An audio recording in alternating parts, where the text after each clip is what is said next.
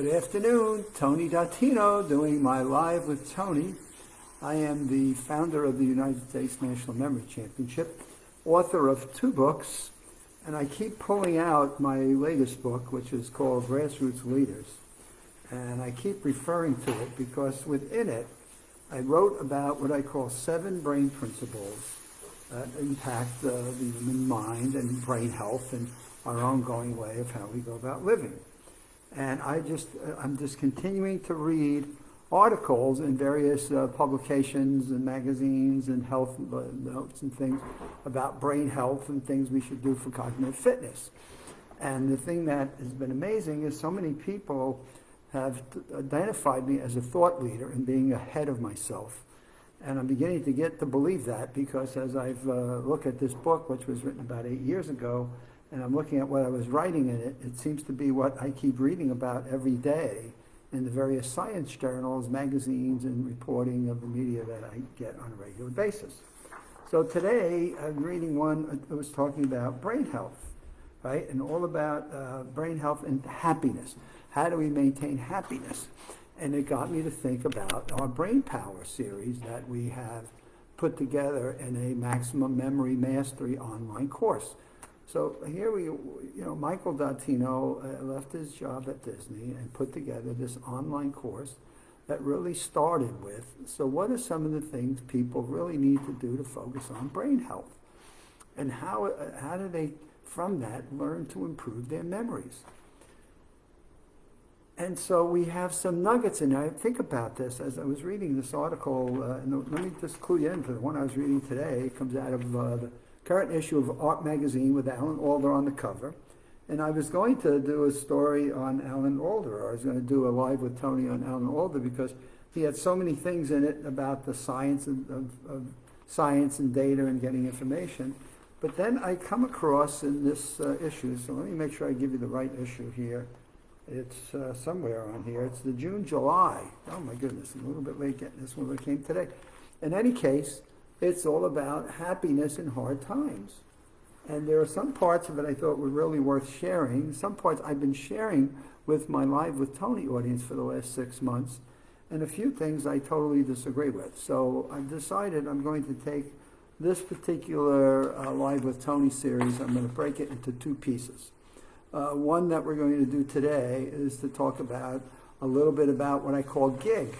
And in gig, right, I wrote about that here in my Grassroots Leaders book. And what does gig stand for? Garbage in, garbage will grow. Our brain builds a garbage dump when we accumulate the junk that we receive if we're not mindful of how we're processing the inputs into the inside of garbage in, garbage will grow with a brain that has infinite capacity. So as we're looking at this and bringing inputs into our brain, are we putting them into what bucket? So here comes this happiness in the hard times, and it talks about there are times when we can go through experiences and crises in our life that we have to find the good in it. And sometimes it's difficult to do that, but can we find the good in it?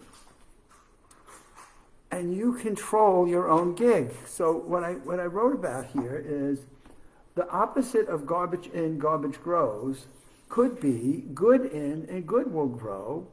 And that'll help you reach more positivity and more positive outcomes, and or greatness in, so starting to associate with greatness and terrific things that can go on, then greatness in and greatness will grow.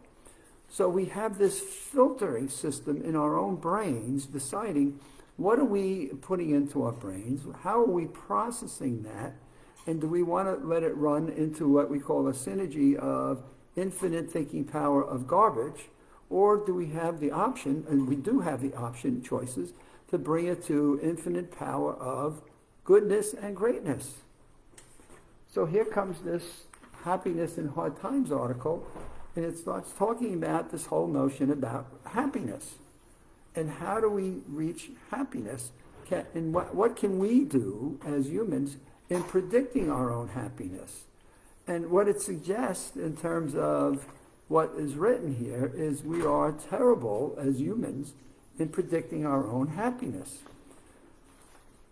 And when we talk about that, what I suggest is it's not that we're terrible at predicting our own happiness. So I disagree with the writer in this particular case.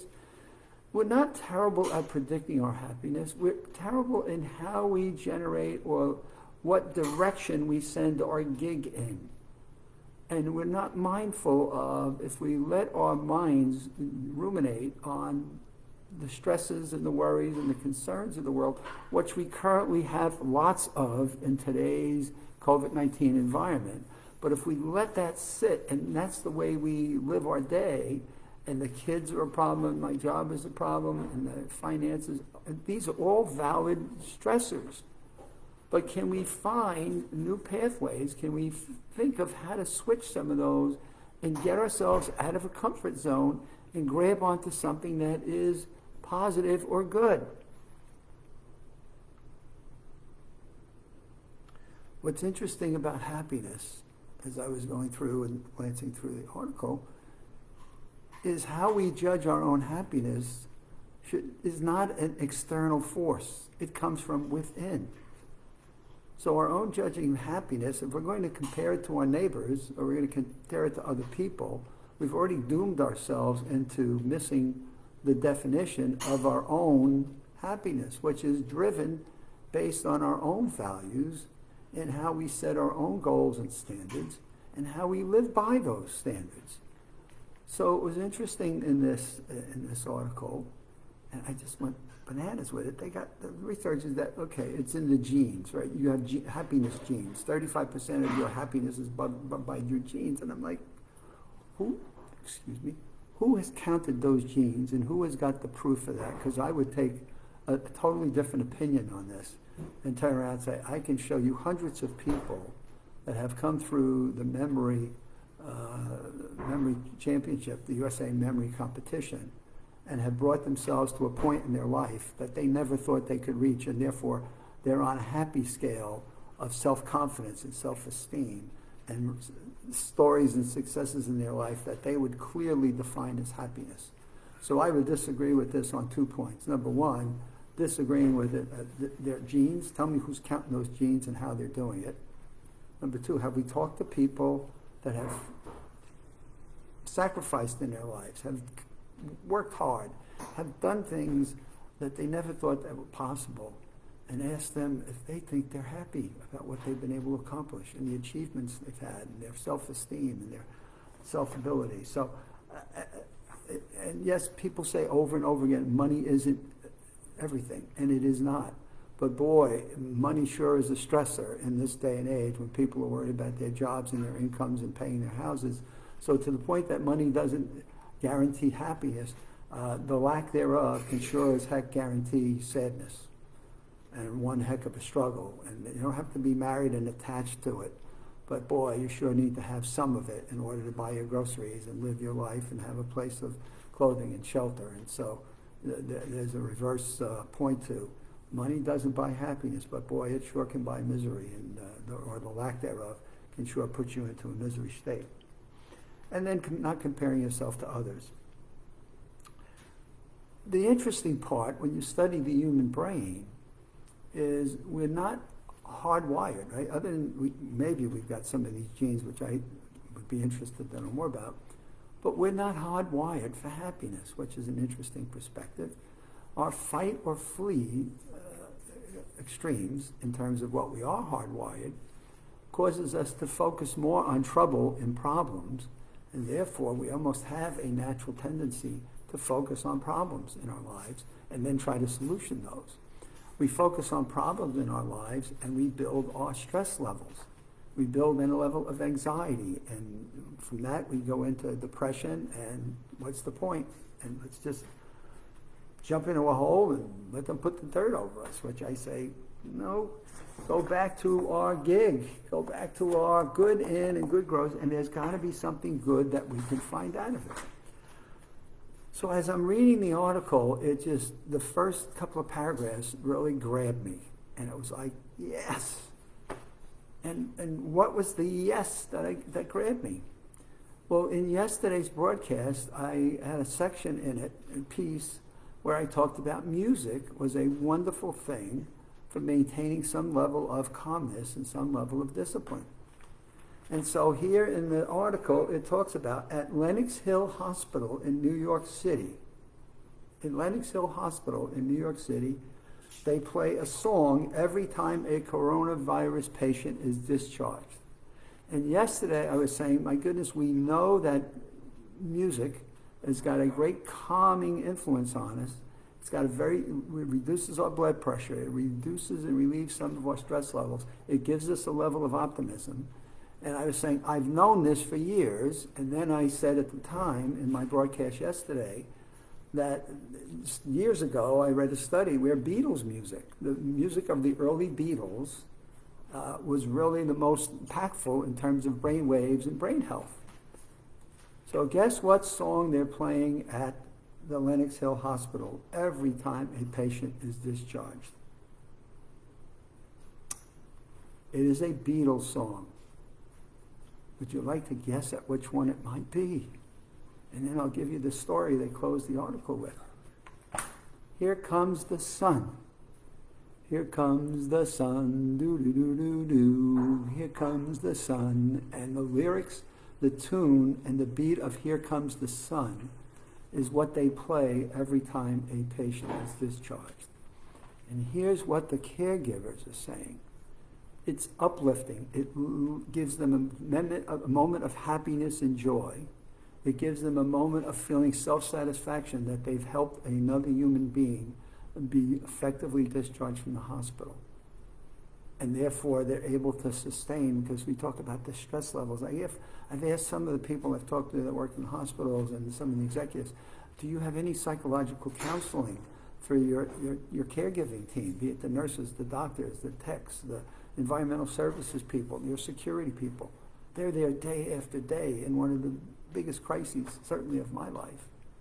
And is there anybody counseling them? Well, let's play the Beatles. Here comes the sun, right? Here comes the sun, and off we go. So now we go to that. And it was interesting to then read the origin. I've listened to the Beatles for years. I've never understood the origin of it.